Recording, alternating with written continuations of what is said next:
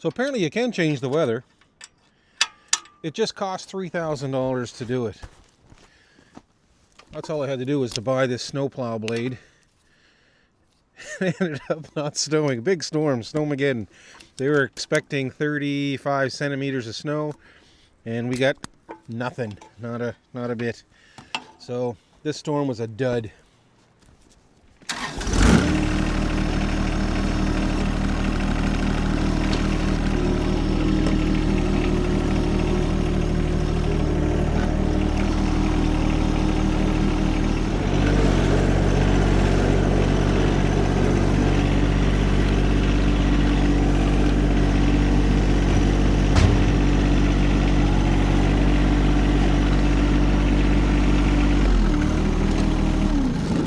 But that's okay, because I've got 4 cords of wood to make and deliver today.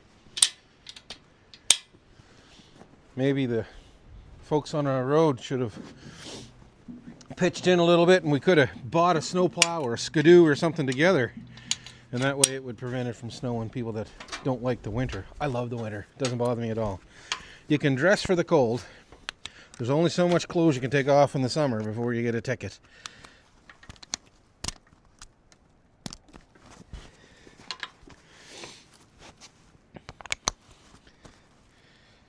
Especially when you make firewood for a living.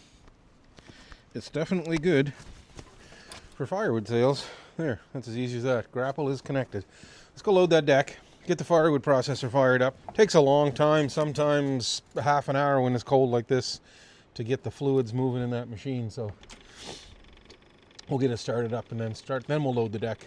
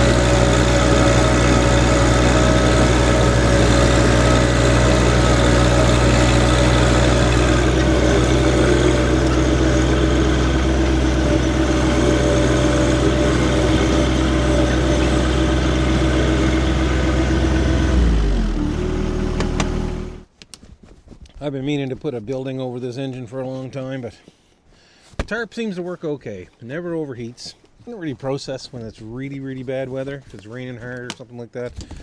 If the deck, as soon as the deck is empty, then I usually call it quits.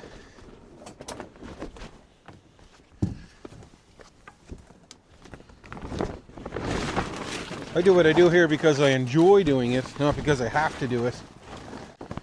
And if it comes to the point that it turns into that I have to do this job, then I will definitely be coming up with another career choice. This uses no oil, absolutely zero oil. Reliable as the sun. This will run all day. Come on, old girl. There you go. Takes me between 4 and 7 minutes to load that deck with wood. Now, the wood's a little bit farther away this time, so it takes a little longer. That outside, or the right-hand side pile, that's green wood that just showed up.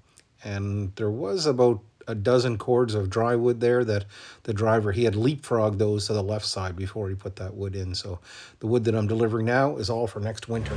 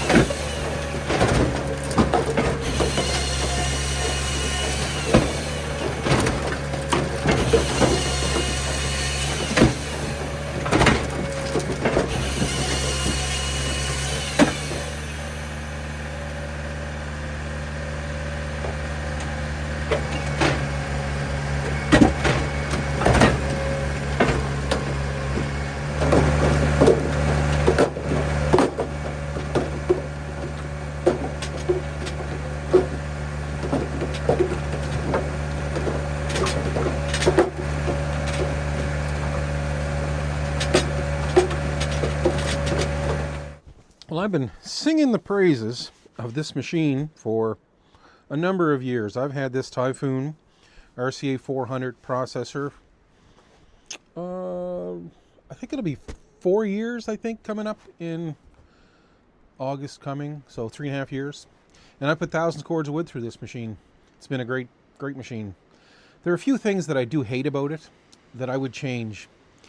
One of them is the way, when you lift the lid on this, it's got a safety switch, which I appreciate. Everything stops. The splitter returns home, the saw stops, returns home. Nothing else works. I would like that to happen, except I want the out feed to continue to work and the in feed to continue to work. So when I lift this lid up to straighten up the inevitable block that falls in there, just falls out of place, that out feed, if it's heavy, it has to restart, and it might not restart. It's just the way, just a lot of weight. If you've got an oak log, a lot of blocks of wood on there, I just would not like that to stop. You got wood in here, you want to toss it out onto that conveyor so it can get rid of it. Same as you've got a helper here sometimes. Sometimes when my neighbor Sterling comes across the road, he wants to use this joystick to operate the in-feed so he can stage the next log for me to get ready to go.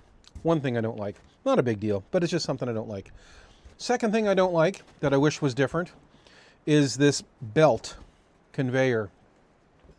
Now I'm positive that there are better quality conveyors available. I like the belt because it takes everything it'll carry everything out of there. But what happens is gets ice on it on the bottom, and it'll slip on the drive roller.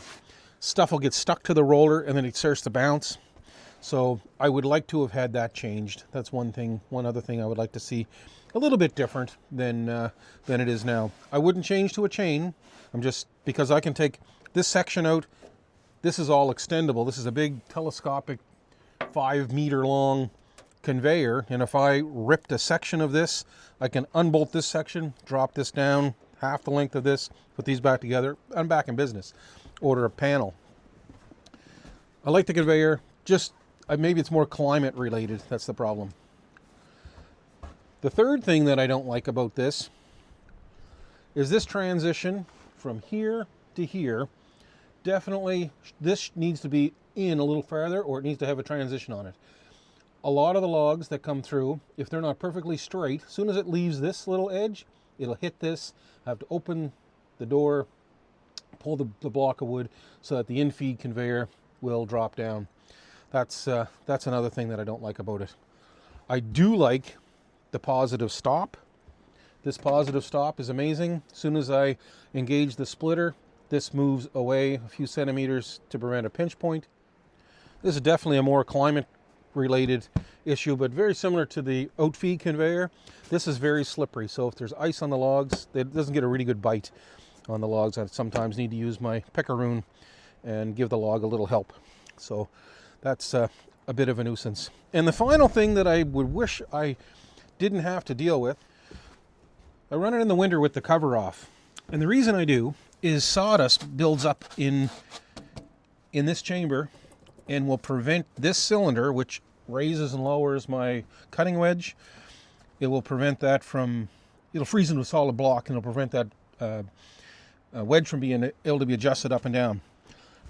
Likewise, the splitter chamber moves sawdust back. I have to get in here and clean this out almost once a day. You have to clean that out, get rid of that mess so that it doesn't stop the splitter. So if the splitter doesn't see it's going all the way home, it won't extend out the next time. If there's any debris, bark, chips of wood, sawdust in there, it sounds like a petty thing, but if you were to spend just a few minutes a day to clean that out, wouldn't be a big deal. I'm usually in too much of a hurry, too much of a panic, and I let it get plugged, and then I have to deal with it, just the way I am. The rest of this machine, I don't think I would change a thing.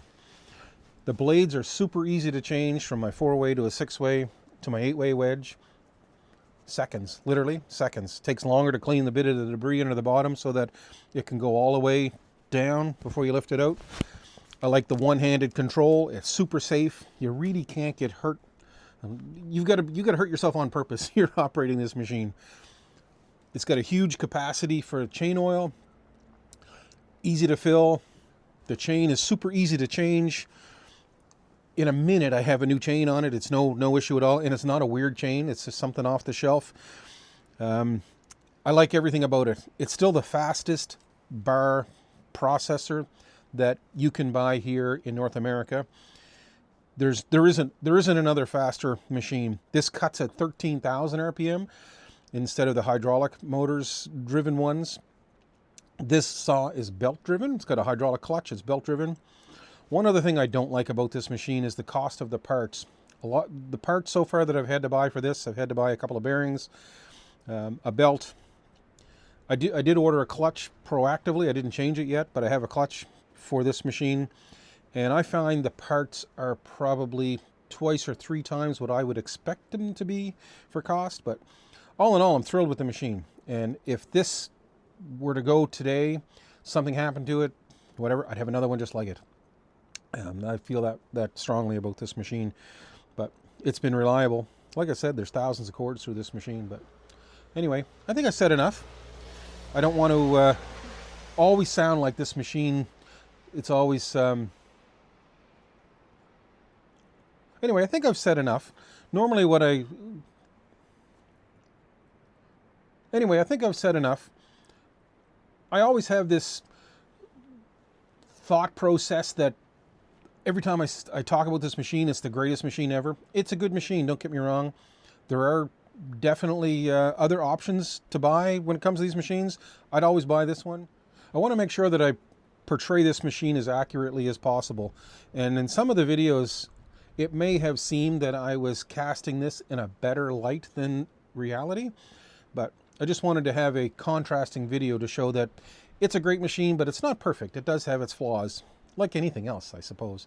So this is an educational video. That's what I want this video to be. If you're in the market for a firewood processor, maybe you can take some of the things that I've shown you about this to other manufacturers, and if it doesn't have those flaws, but it might have other flaws, talk to the people that are actually running the machine, and they'll quickly tell you what they like and what they don't like about that machine. So, and that was my point today. So I'm going to finish filling this trailer. That's a cord and a half. It's going out today, and then I'm going to do that 2 more times, and it's already 10:45 in the morning. Nope, 10:49 in the morning.